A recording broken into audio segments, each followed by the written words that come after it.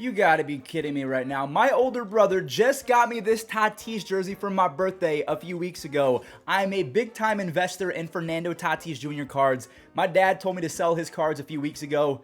Dad, you were right. What's up, everyone? It's Fuzzy. Welcome back to yet another MLB recap. If you saw a man fall to his knees at Target yesterday, that was me, because the Fernando Tatis Jr. news shocked me. I could not believe what I was reading. But obviously, we're going to talk about that as well as the Padres game. The Yankees officially have a closer problem. And then we have the Phillies and the Mets in one of the more exciting games of the year. We do this every single day, so don't be afraid to stick around. And also, if you're going to any baseball games or concerts anytime soon, use code Fuzzy on SeatGeek to save yourself 20 bucks off your entire order. Now, before we talk about the Padres game as well as Fernando Tatis Jr., let's talk about the lone walk-off victory from yesterday. And is this even a rivalry anymore? The Red Sox and the Yankees, every time they play each other, it's cool, but I don't really get that hatred anymore. Regardless, Aaron Judge, he hit his 46th home run. He puts the Yankees up by 2, and he's very much on pace to pass Roger Maris, the former Yankee who had 61 home runs back in 1961. But here come the Boston Red Sox. JD Martinez singles to center field in the 4th, and Clay Holmes, I kind of feel bad for this guy. He blows yet another save, the 3rd of his last week or 2 of play. He has been completely dominant, so to see this out of Clay Holmes, it just kind of confuses me. I don't know what's going on with him. JD clutched up for the 2nd time. He ties it at 2 runs apiece, and Tommy Pham, yeah, he got it past Josh Donaldson. The Yankees have now lost 3 in a row, while the Boston Red Sox, they're 4 games back in the wild card, so their season is not over yet.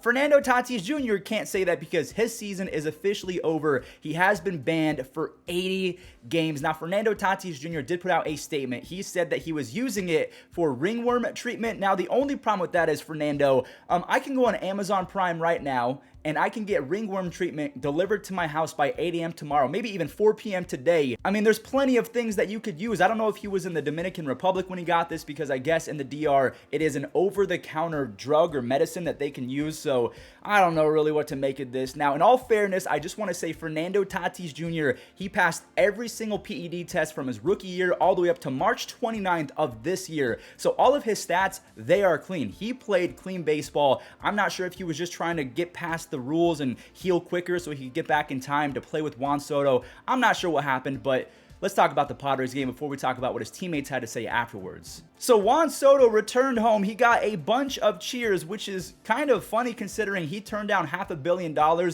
whereas the Nationals fan base booed Bryce Harper, even though the Nationals gave him a bogus contract offer. I guess it's because he went to a division rival, so that's a different story. Ha-Seong Kim singles home Brandon Drury. Kim is having a great season, by the way. Manny showed why he's the captain. He plates 2 on a... Trent Grisham, he didn't want that big 5th inning to come to an end. He smashes a 442-foot 3-run bomb. He now has 14 home runs on the season. Juan Soto joined in on the RBI party by scoring Nola, and Brandon Drury drives in RBIs 70 and 71 on his 23rd home run of the year. So that pretty much does it for the game. Now afterwards, Mike Clevenger, who was pretty good against the Nationals, he spoke out, as well as Manny Machado.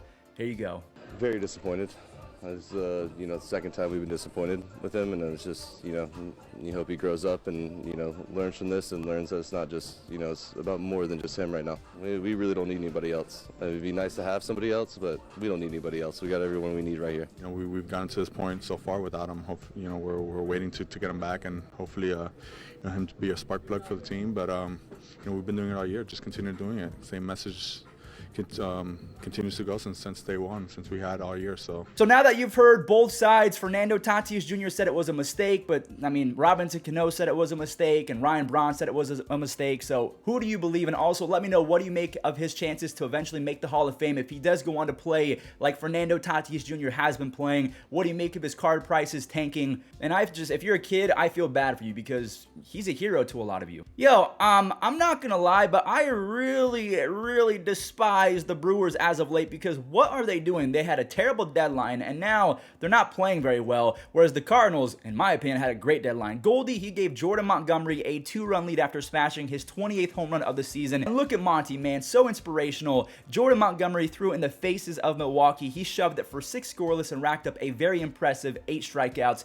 He and Jose Quintana have both been fantastic to begin their St. Louis tenure, and there's Arenado to make it hurt even more. Ryan Helsley was sick as well. well. He threw 2 shutout innings, earning his 12th save of the year. And the Milwaukee Brewers, yeah, they fall back to a game and a half of first place because the Cardinals, they actually did something at the deadline, and they are paying dividends with that already. Atlanta, they had to find a way to clutch up after going down 2-0, and there's Matt Olson with his 22nd home run of the year. He also has a league best 36 doubles. Dansby Swanson sac fly managed to tie it at 2 runs apiece, and Michael Harris II put a charge into that one. 11 home runs, 12 stolen bases, and some of the best outfield defense in all of baseball. The Yankees need to take note. You have the Braves calling up Michael Harris. You have them calling up Vaughn Grissom. They're both 21, 22 years old. Can you please call up Anthony Volpe and Oswald Peraza? Regardless, he's a lot of fun to watch talking about Michael Harris. And Jansen walks 2, but also struck out 2 as he manages to grab his 25th save of the year. How nice are Canadians? Well, I'll show you.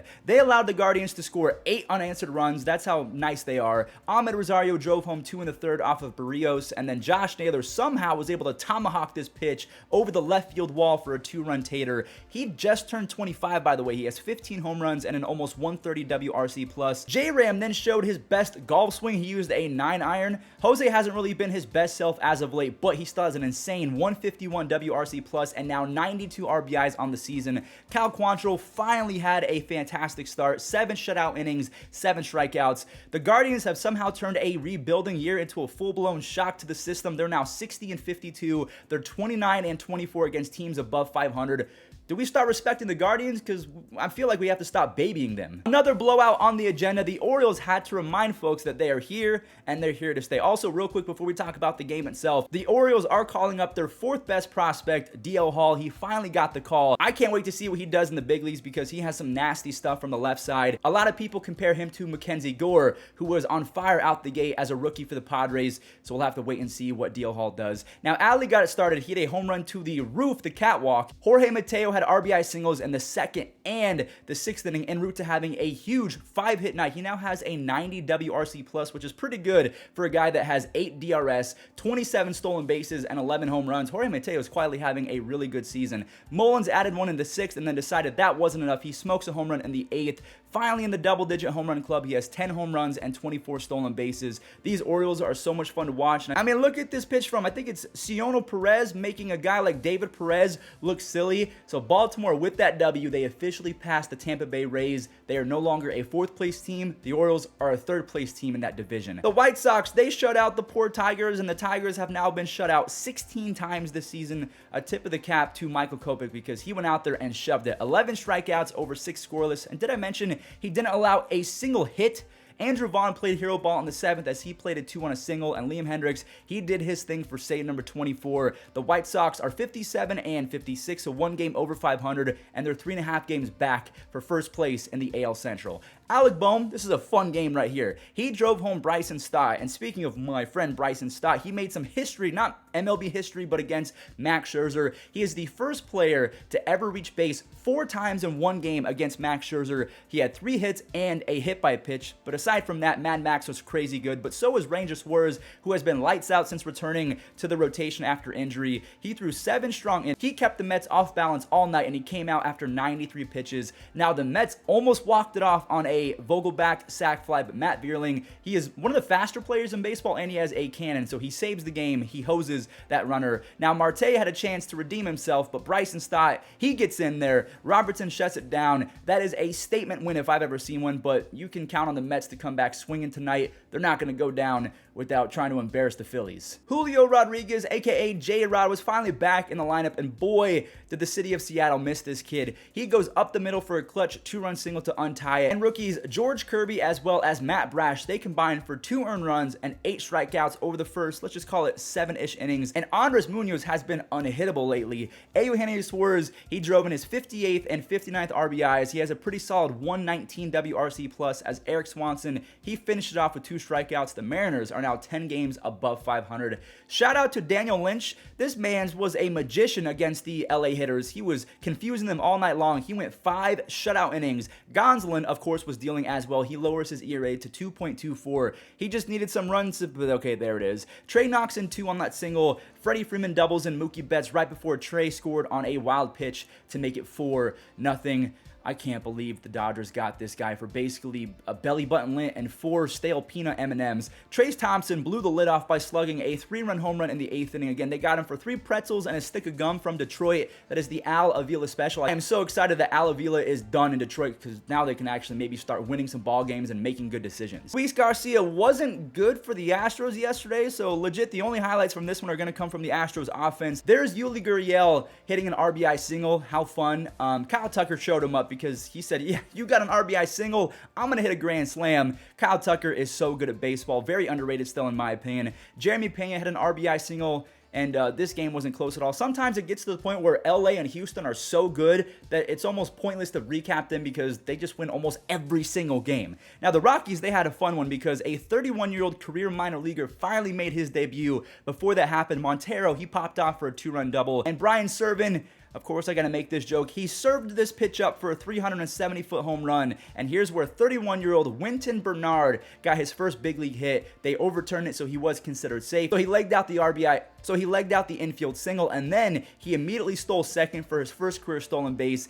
Chuck Nasty brought him a little bit closer on an RBI single, and then Winton eventually scored on a sac fly. So a very meaningless game meant everything to this guy, and that's pretty cool. Tyler Mahle wanted to shove it after a poor first outing with the Twins, and yeah, he really took out his frustrations on the Halos. He got some help from Celestino on that 2-run bomb, and then Urshela made it 3-0. I will say that the Urshela-Donaldson trade has kind of been a lose-lose, or it's kind of been mid, if we have to be honest. Kind of a weird one in general because Yankees fans, they don't like IKF, and Gary Sanchez has been really for the Minnesota Twins. Anyways, Tyler Mahle, like I mentioned, he shoved it. He had 6 shutout innings. He came away with 6 punchies. Luis Ariz, he singled home Jose Miranda, and that's all she wrote. The Twins are a half game back of the wild card and 1.5 games back of the Guardians in the Central. And last but not least, the Giants won a close one down in Oracle as Yaz, he drove home 3 for Carlos Rodon. Rodon struck out 7 Pirates over 6 innings. It took him 110 pitches, but that's why I love this guy. The dude is a warrior. He's willing to throw until his arm falls off in a random game in the regular season that doesn't really mean anything. Well, I guess they do because